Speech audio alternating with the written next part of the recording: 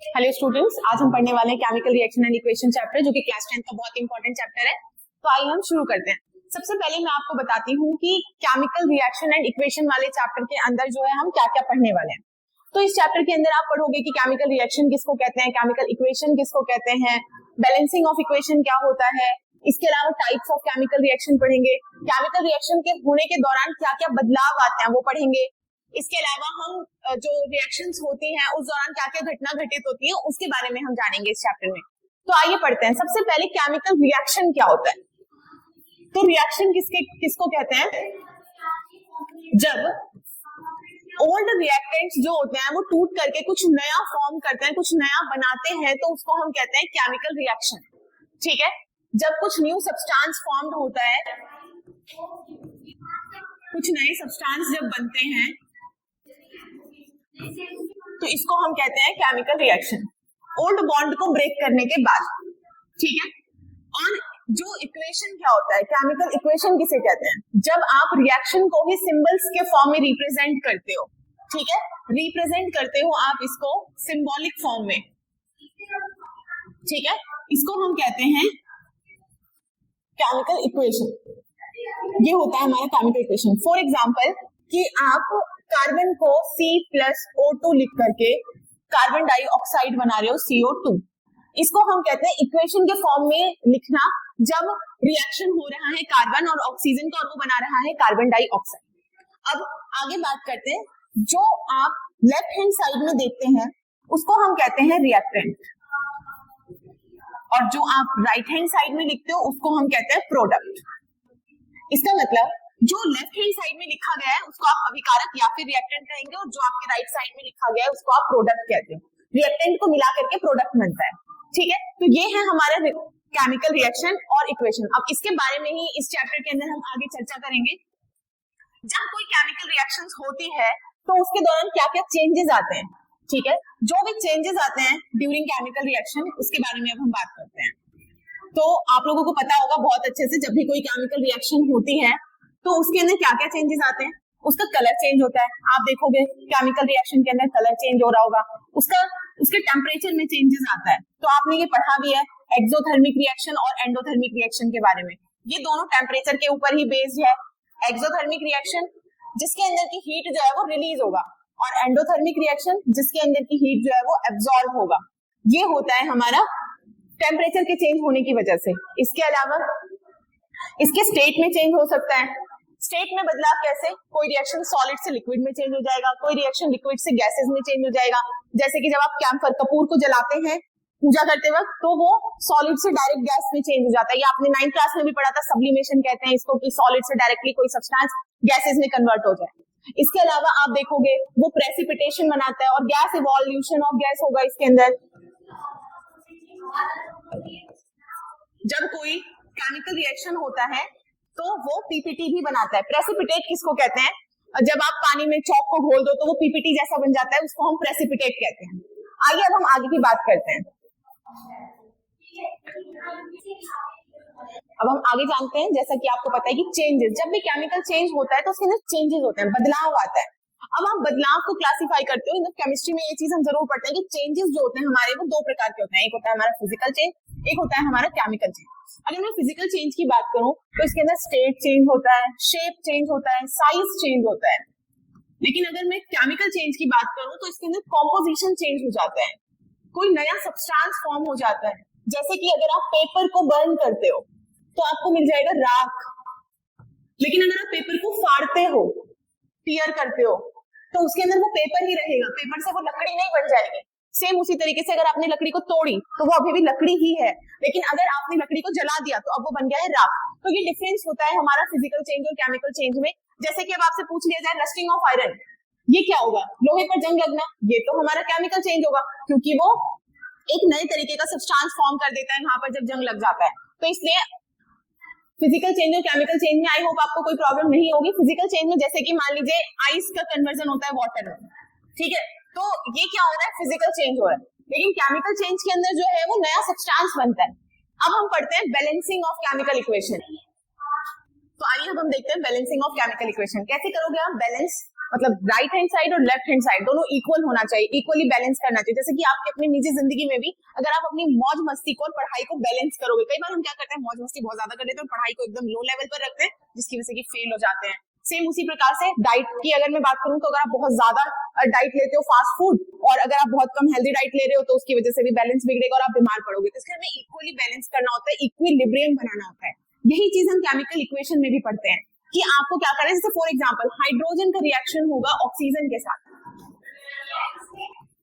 तो आपको बहुत अच्छे से पता है कि हाइड्रोजन प्लस ऑक्सीजन मिलकर के हमारा लाइफ लाइन बना देंगे हाइड्रोजन ऑक्साइड, या फिर वाटर भी कह सकते हो आप इसको। तो हाइड्रोजन को आप लिखेंगे H2 प्लस O2 ऑक्सीजन और ये मिलकर के बना रहे हैं H2O। तो अब आप यहाँ पर ध्यान से देखो कि क्या ये बैलेंस है और अगर नहीं है बैलेंस तो क्यों नहीं है। उसके लिए हम ये देखते हैं कि सबसे पहले आप यहाँ पर इधर लिख दीजिए हाइड्रोजन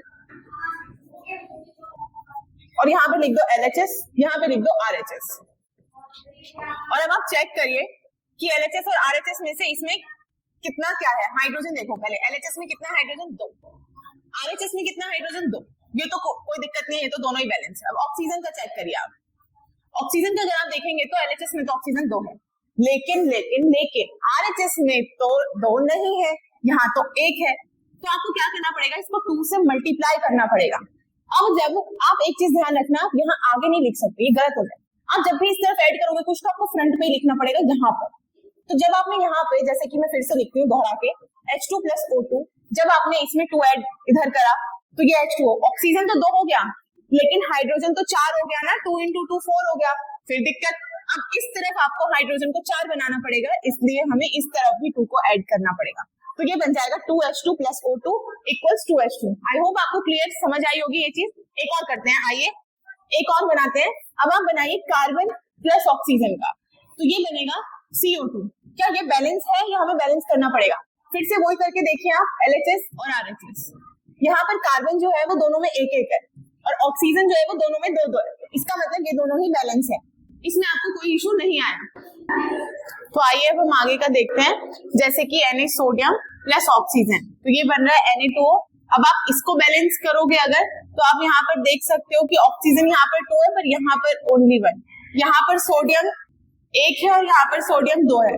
तो सबसे पहले आपने यहाँ पर ऑक्सीजन को किया 2, तो इसकी वजह से सोडियम हो गया 4, इसलिए आपको सोडियम के लिए यहाँ पर लगाना पड़ गया 4। अब आप इस क्वेश्चन को अपने आप कर करके मुझे कमेंट में बताइए कि इसकी बैलेंसिंग कैसे होगी। आइए अब हम आगे के क्वेश्चंस करते हैं।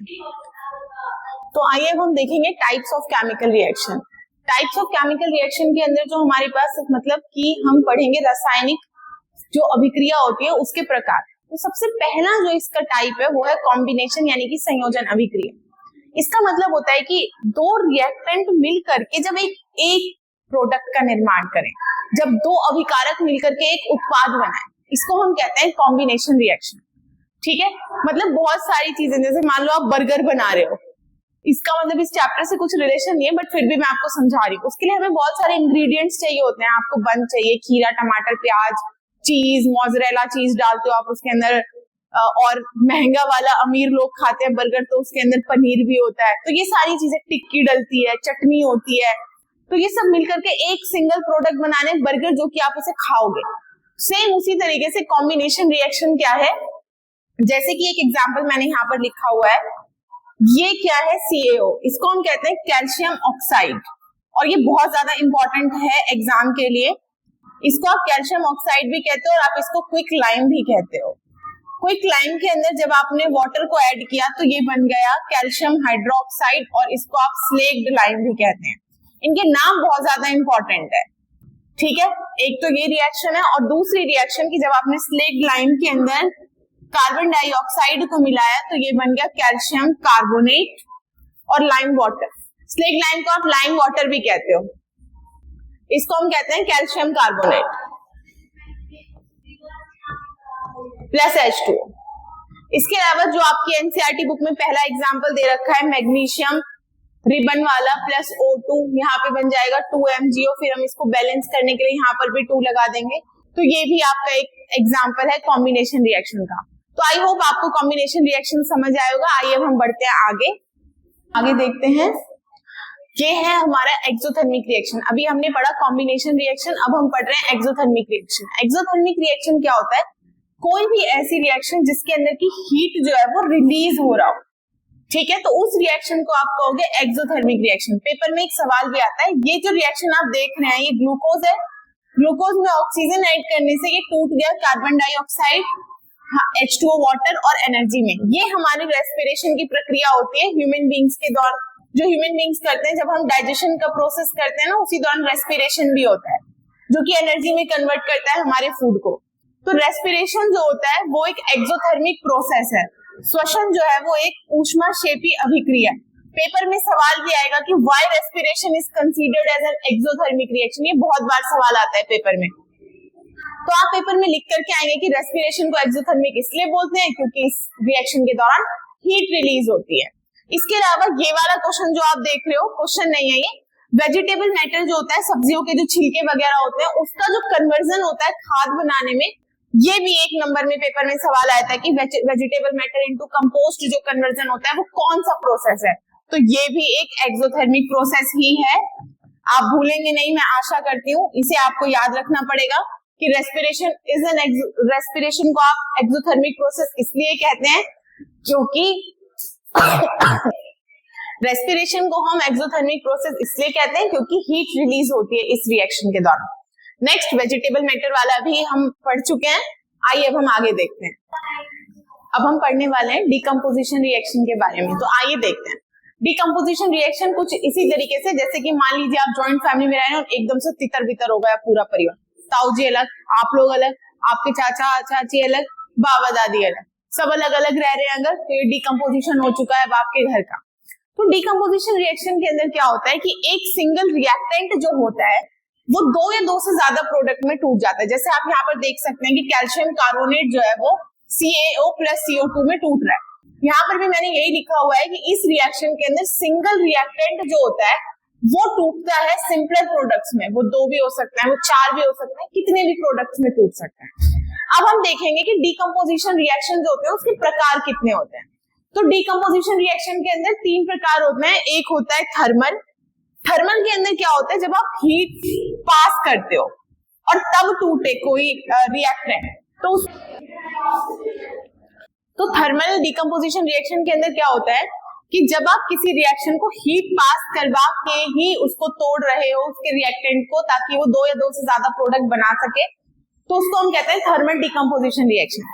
उसके बाद आता है हमारे पास इलेक्ट्रोलाइटिक डिकम्पोजिशन रिएक्शन। इसके अंदर क्या होता है कि जब आप इलेक्ट्रिसिटी पास करवाने के बाद तोड़ रहे हो रिएक्टेंट को। उसके अलावा आता है हमारे पास फोटोलाइटिक। ये क्या होता है, ये सनलाइट के प्रेजेंस में होता है।